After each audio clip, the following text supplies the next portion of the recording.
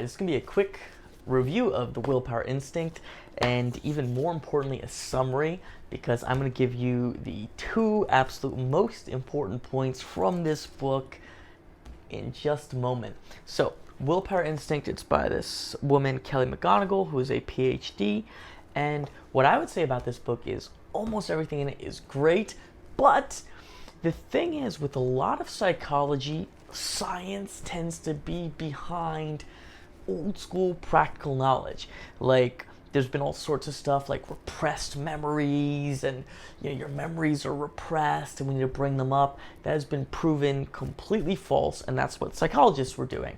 But if you look at old school wisdom like stoicism, if you look at even just any traditional culture, do things even if you don't feel like it, the early bird gets the worm, be diligent, all those principles of emotional control are now finally, like thousands of years later, being researched and proven. So that is one thing, but what I'll say with this book, there are two main points that are the best in it. Number one is just this thing that's finally been studied, which is when you visualize your goal, the thing you want, the end outcome, your willpower increases. And this is so important because now it's been really popular, like habits, motivation doesn't matter, it's all only about willpower. But the things are totally connected, because why would you have a habit if there was no reason for it? Like, oh, I'm just gonna work out every day even though I don't like it, if you don't like working out. But if you had a reason to work out, like, hey, I want to lose weight and get in better shape, that's going to make you do the habit more. You're going to actually enjoy it more. And when you have that motivation, that thing you want, you'll actually associate it with the habit. So that is a cool thing. It's finally been researched. Visualizing goals is super powerful. I did it this morning. My workouts have been going decently, but I want them to go better. I visualized myself being more in line with my fitness goals. I want to lose a couple pounds of fat, gain a few pounds of muscle. I visualized it. I went to the gym and I enjoyed my workout more while pushing harder, pushing through more pain. So that is a great point.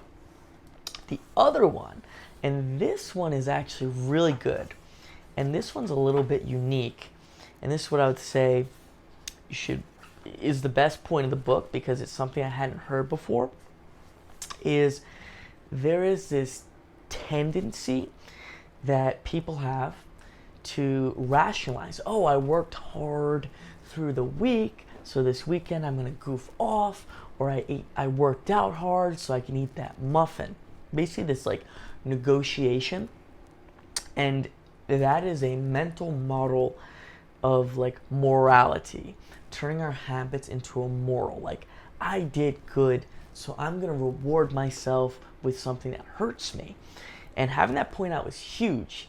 The mental model to replace that with is a model of, I'm doing these things because I want to, because they're good for me. Not because they make me a good person, but because they're good for me and they give me what I want. So here's the difference, right? Oh, I worked out 5 days a week. Wow, I'm making progress. My body is getting fitter. So you know what? I want to eat some chicken and some healthy salad, because that's going to make me even fitter. So that mental model of, I'm doing these things because they're good for me, because I want to do them. So actually, I'm rewarding myself by doing these positive things. So that is the most useful thing I would say in the book. But other than that, there's a great deal of research. There's some good stuff on meditation. Basically, if you're bad at meditating, so many people don't meditate because they're bad. That does not mean you're not getting the benefits, because it is the mind moving and redirecting it backward when it comes to willpower, redirecting it back to the breath, I should say. When it comes to willpower, that is the most powerful, most effective thing, because it is the skill of being able to redirect our attention. It's floating. Oh, I want that cookie. Oh, back to my goals. So that's another really useful part. I got this book for $1. I'm not going to do any affiliate stuff. I don't do that. I'll sell my own stuff once you guys want it.